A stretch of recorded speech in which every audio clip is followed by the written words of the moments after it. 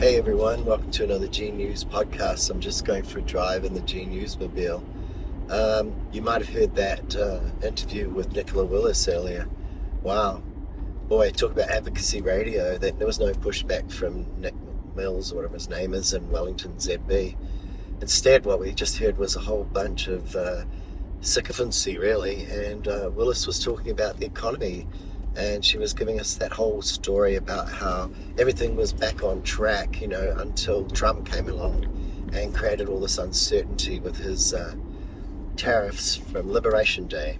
And boy, oh boy, she talked about forecasts for unemployment, because the National Party like to pick and choose and be selective about that. They like to talk about how unemployment was always forecast. Here she is. So even prior to the election, Treasury was forecasting that at this point, unemployment would be just a bit higher than it actually is now, and then it comes down. And so when unemployment is higher, of course, that is when you see people unable to pay their bills, ending up in those credit numbers that you're quoting today. Yeah, so unemployment was always forecast, but she never ever talks about how inflation was also forecast to come down by the third quarter of 2024 back into the zone, which it did.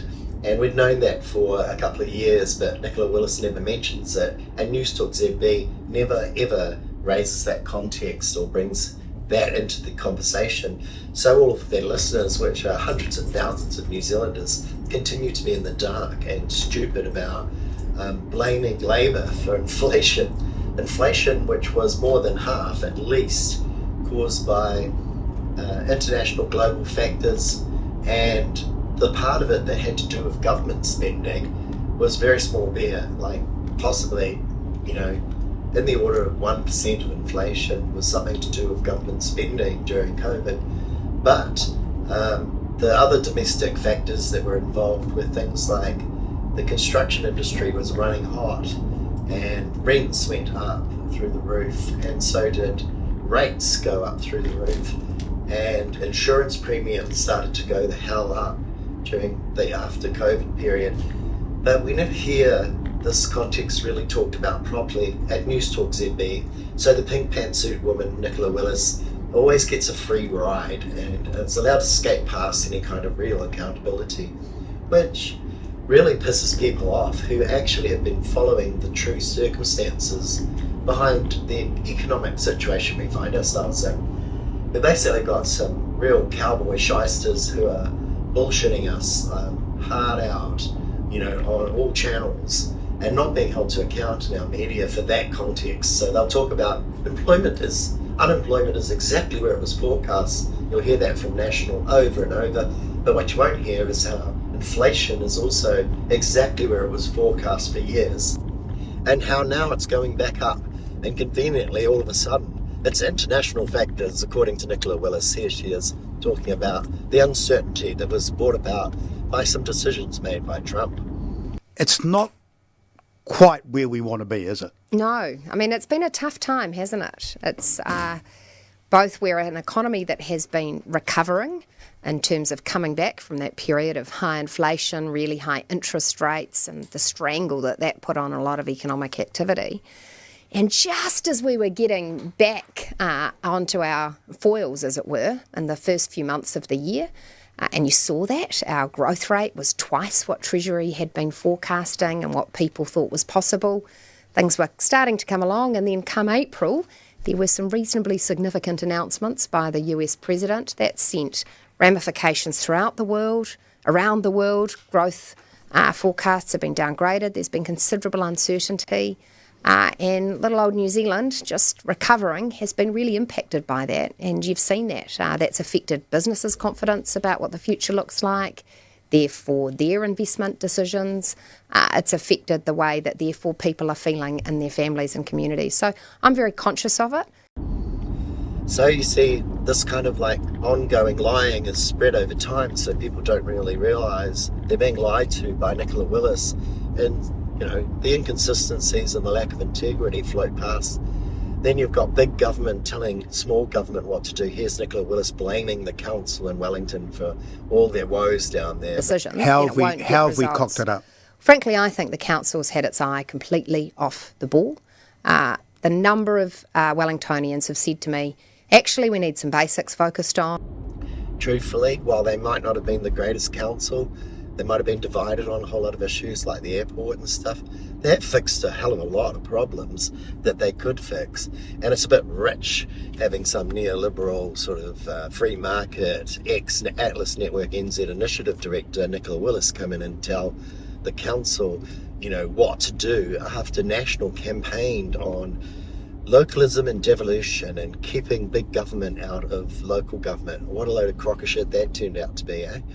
So there was that. Then there was the debacle over the ferries where Willis just rushed in on some pretty scant Treasury advice and cancelled the IREX project, leaving us with a whole bunch of extra money to pay out in penalties, billions of dollars down the drain, and years extra added to the timetable. I want to ask you about the ferries too, because we've had our own private discussion about what's gone on with the ferries. Winston Peters sort of opened the door a little bit and said that we'd look at private enterprise and we'd look at public-private stuff, and then he's closed the door as quickly as he opened it. What's your view on it? Do you reckon that we could actually do a better system than we've got right now with KiwiRail? Well, I think we've set this up in a really smart way, which is rather than just saying KiwiRail, who, let's be honest, have pretty patchy history when it comes to ferry procurement. They were the ones right behind IREX.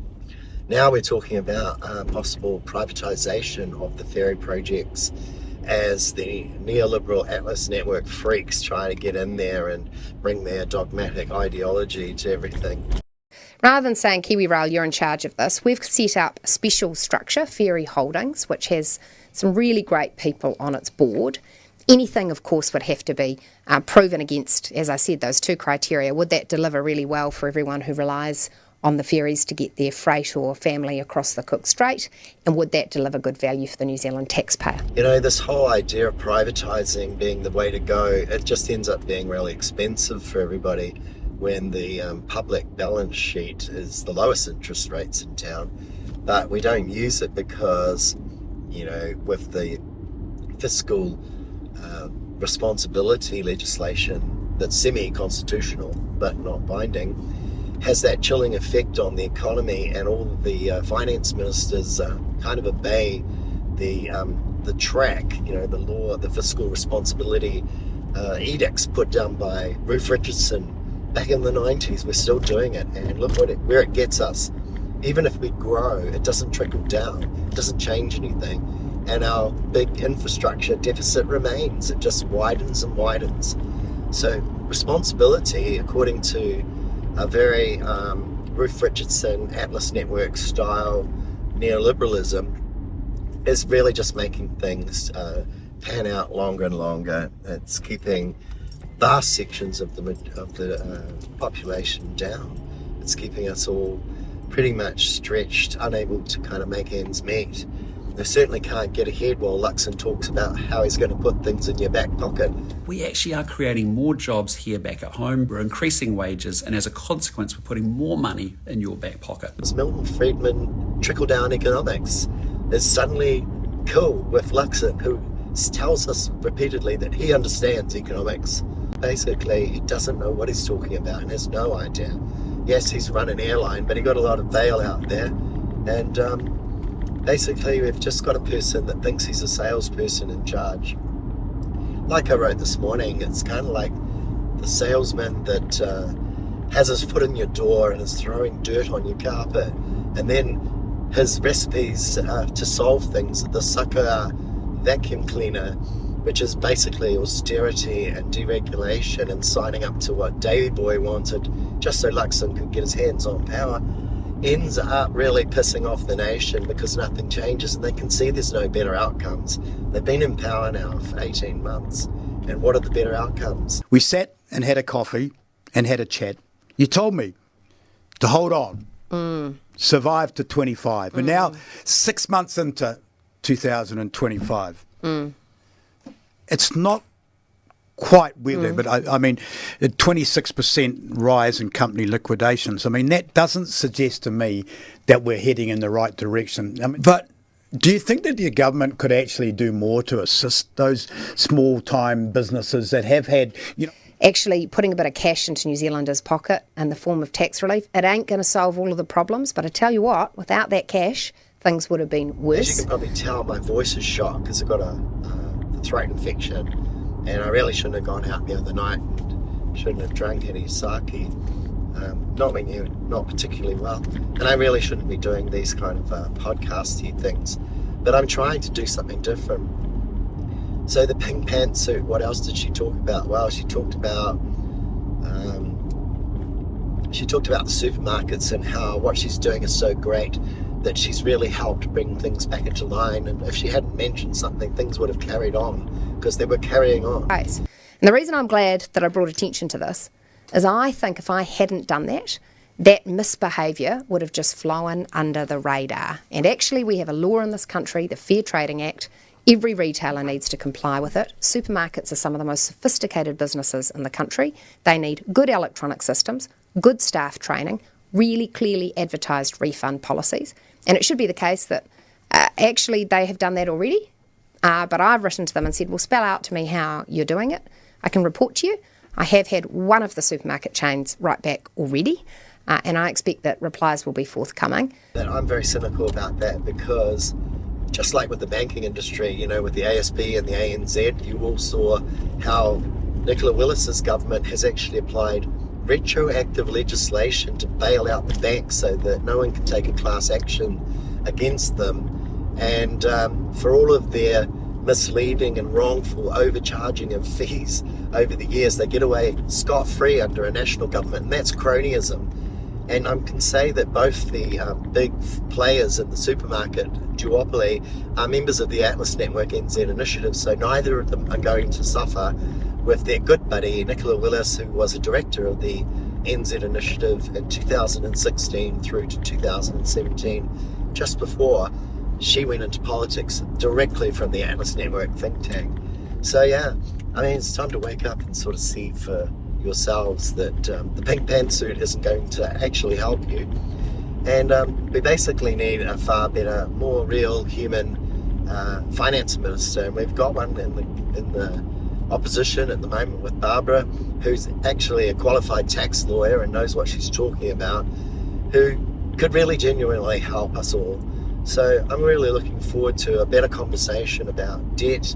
I'm looking forward to a better conversation about growth and what to do to support people in a cost of living crisis beyond a little bit of tax relief that meant we had to borrow something like $17 billion, which was more borrowing than we'd seen since the peak of COVID. So yeah, the pink pantsuit and the Wellington advocacy media from Newstalk ZB that never pushed back on her. What a load of tripe that was. Here's me backing down the driveway where G News is broadcast from. I can do this pretty sort of randomly now, and I do it in my sleep. See that? Like I'm not even looking, I'm just like backing down. And eventually I end up back down at the rental that I rent in because, you know, I can't afford my own house, and that's my own fault really over the years. But here we are, and I'm pretty much like a lot of Generation Rent who probably never own a home, but we work hard 7 days a week, 24/7 pretty much. We do sleep 4 or 5 hours a day, but you know, our life will end up being one of work and labour into the 70s, probably into our 80s. And yeah, they even want to take your super away. So that's this lot. So let's vote them out, New Zealand. Let's get back to a more caring, inclusive government, and let's honour that treaty, you know, like let's keep to the contracts and the deals. Let's be people who get along and stop the Davy Boyd division and the whole bullshit about hurting minorities and the woke and all this kind of rubbish from Winston, the populism. Let's just get out of this neoliberal trap, start a new era, and let's get some authentic leaders back at the wheel who tell us the truth and don't just try and spin shite at us all the time. That's all for today. Have a wonderful time. It's been good to join you in the G News Mobile for a different kind of podcast.